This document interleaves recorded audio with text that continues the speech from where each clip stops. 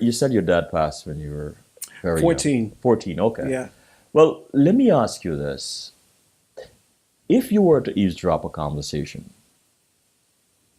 with your dad, where your dad, with your dad, where your dad, your mom, and your grandmother were telling someone, a stranger perhaps, about you.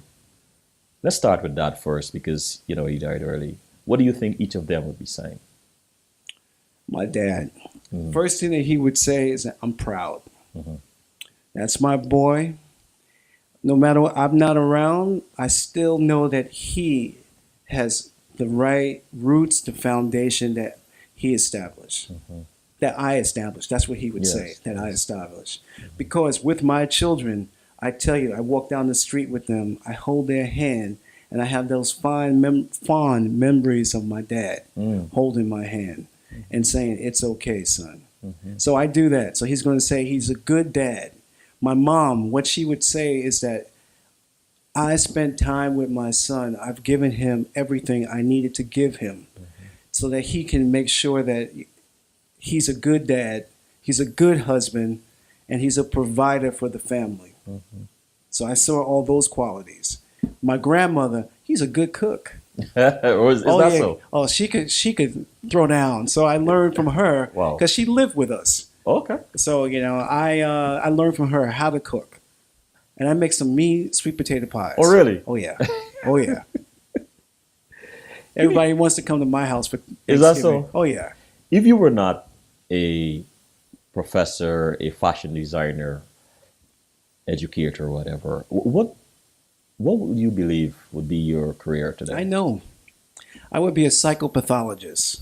Explain that, man. All right. So I would deal with psychopaths, people who have dysfunctional disorders, and just be a doctor. I would be a doctor. You would be a doctor. I'd be a doctor. In a way, through my art, through my education, through the fact that I'm an instructor, I am a doctor. Okay? Because I understand what it takes for people to buy clothing. You understand? I understand that. I understand what they want. I know who my target customer is. I know what they like. I know what they won't buy. I know I did the research. I know how to do research behind it.